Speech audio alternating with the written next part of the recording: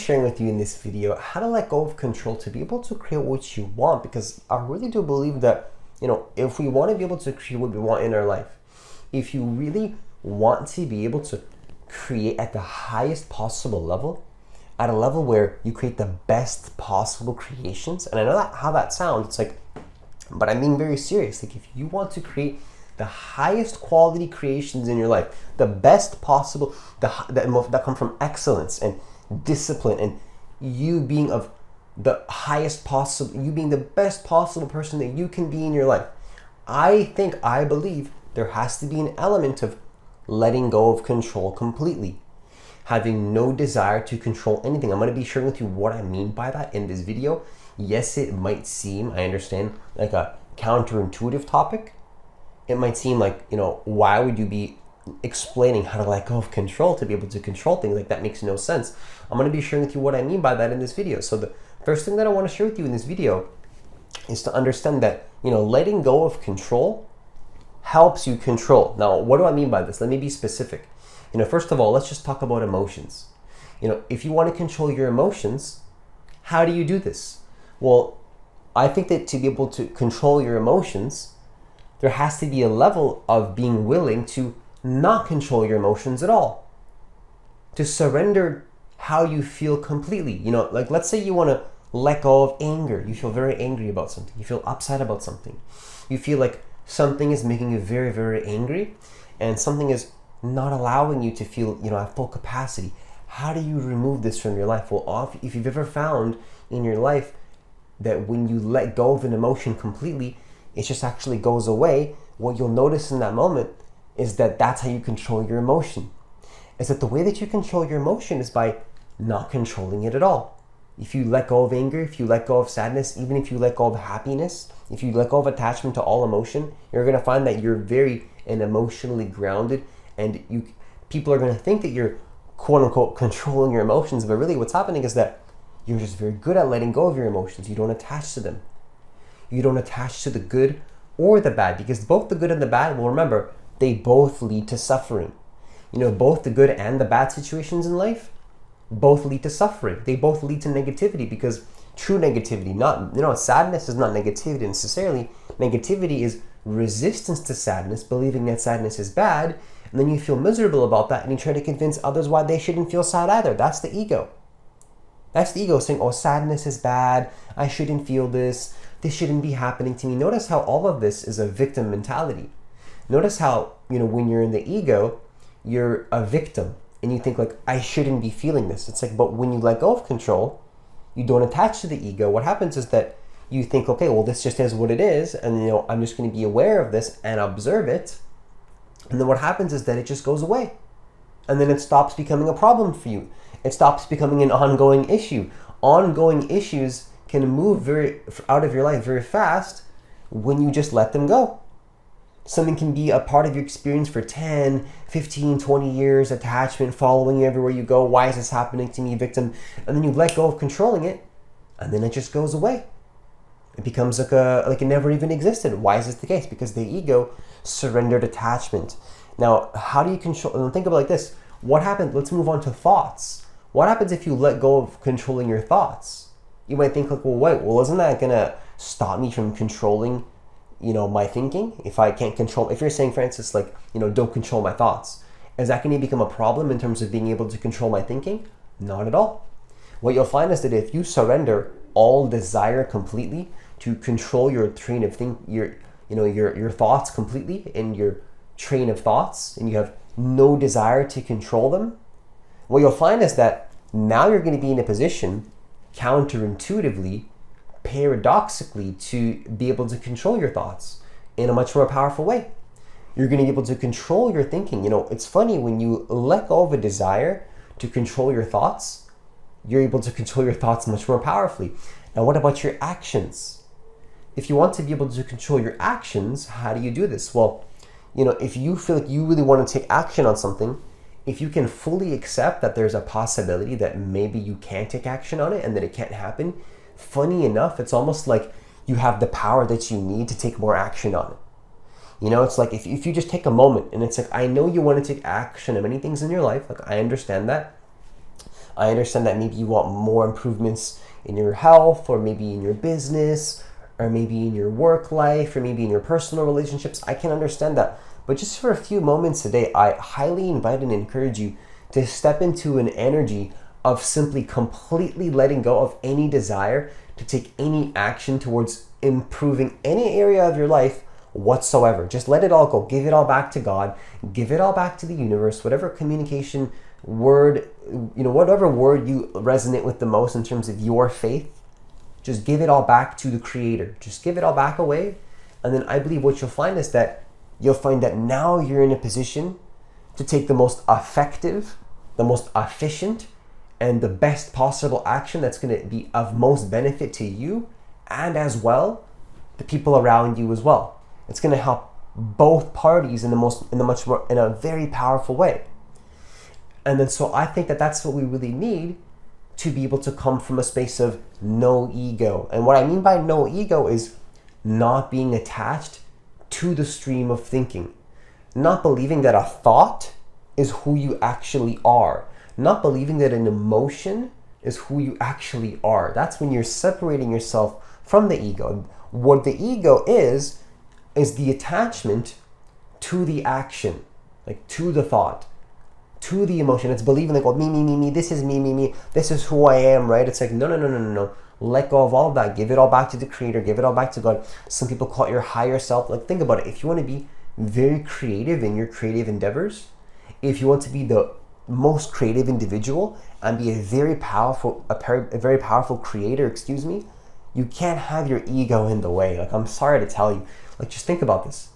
If you want the highest possible capacity to create, you can't be attached to who you've been the last 20 years, or even necessarily attached to who you're going to be. You have to come from that space of non-attachment. It's like, why do people have the most creative ideas when they're showering, when they're doing nothing, when they're just relaxing? Because they tap into an energy of no ego, no attachment. But you don't necessarily need to be showering to step into this energy. You can tap into this at any given moment. And what I'm telling you is that if you want to be the most creative individual and get the best results in your life, I highly encourage you to detach from your ego. Detach from controlling your emotions, and you're going to be emotionally more grounded person. Detach from controlling your thoughts, and you're going to have much more power and capacity and awareness to be able to control your thoughts. Detach from letting go of controlling any action in your life and changing anything about who you want to be and improving your life in any area. And what you'll find is that you're able to take much more action, be much more disciplined, and follow through with things much more than the average person. And I really believe that if you come from a space of not being attached to your ego, it's going to help you to be aligned with this kind of way of living, if you want to say it like that. So the second thing that I want to share with you in this video is stop controlling things you can't control. So if there's something in your life that you simply just can't control, I invite and encourage you just to stop controlling it. Just let it go. Just stop controlling it, because what you can do instead is focus on what you can control. Instead of being hung up on what you can't control and feeling emotional about that and giving it more energy, because remember, what angers you controls you. Instead of giving what you cannot control energy and being upset about that, pull back your energy, accept it as it is, as difficult as it might be, whatever the case is. I understand that things are difficult. I understand that things are heavy, that things can be dense, but I invite and encourage you just to stop controlling it for a moment. Just let it all go, right? And then focus on what can you control in your life in this moment. What can you do? What can you focus on? That's what we're going to need to be able to create what we want. So I think that that's the place we need to come from to be successful. And what is even success? It's controlling the things that you can control. That's going to be your new definition of success from now on, if you're serious about getting the best results in your life and putting yourself in a position to have the highest probability of getting those results. If you're serious about putting yourself in a position to have the highest probability of getting the results that you want to be able to fully surrender control to things that you can't control, and then designate all that energy towards what you can control, what you can do in this moment. And then think about that. Take a moment to really appreciate, what is it that you can control, And then funny enough, if you do this, you'll find that maybe that thing that you believed you couldn't even control, you might even find a solution to it. You might even figure it out. But you definitely weren't able to figure it out from that space of believing that you can't control it, could you? But if you let go of the belief that you can control it, that you have to even control it, or maybe it's possible that you can control it, it gives you the space to come up with a solution. Once again, I'm going to repeat that. If you're stuck on a problem and you believe you can't even solve it, you're not going to have energy to believe that you can solve it at all. But if you believe for a moment that maybe you can't solve it and that that's okay, you get the capacity to be able to solve it. It's paradoxical, it's weird, it's counterintuitive, but if you experience it, it makes sense. Because remember, it's hard to fix a problem when you're still attached to the problem. You know what I mean? Does that make more sense? So, only when you detach from the problem, you can come up with a solution. But if you are the problem, if you believe there is no problem, it's pretty hard to come up with a solution. If you truly believe that you cannot come up with a solution, and you're attached to this idea of why can't I control this? Why is this happening to me? Just let go. When you say like, hey, you know what? It's happening to me. It's okay. Now it's like you're open. It's like that energy gives you the space to maybe think of a solution if it's possible. And if it's not, well, you already are you feel peaceful anyway. So why does it matter to you? At that point, you don't care because you're happy, but you might probably, maybe, just maybe, I'm not guaranteeing it. I'm not going to say it's guaranteed. I don't want to get too hung up on this because I don't want to promise you that there's going to be a solution. But if there's any possibility of a solution, stopping controlling things you can't control is going to be the way to do that. Now, the final thing that I want to share with you in this video is just to remember that if you overly control something, it leads to chaos. I want you to start to notice this in your life, that, when you walk through life, too much control leads to harming others. If you ever notice it, at the most extreme levels of the ego manifesting itself in the most extreme negative ways, it begins to harm others physically and disrespect the other in a very powerful way. So what happens is that, what can happen in the world is somebody might have a difference in opinion and a difference in ideas, and then that person and that ego construct is so attached to the idea that they believe that they need to harm another person to defend the idea, because they believe that they are the idea. Oh, this is me. I am this idea. And it's like, if you become the idea, you don't realize that you're just playing a character. What happens is that it can lead to chaos. So when I say over control, what I mean is the ego. And this leads to chaos. And I want to ask you something. Do you think that that's a position to be able to create something powerful in your life from this space? Do you believe that in order to create success in your life, you're going to be able to do it from this space of chaos? From this space of disrespecting others? I'm not saying you're doing that, but it's like, I know that's an extreme manifestation of the ego at a very controlling level. But if you have any aspects of that to any degree in your experience, not that you're going to say you're harming others or disrespecting others, but it's like, if there's any element of chaos in your life, do you see how that's a problem? And I'm not saying that chaos is bad and that there shouldn't be a time for maybe some chaos to happen in your life.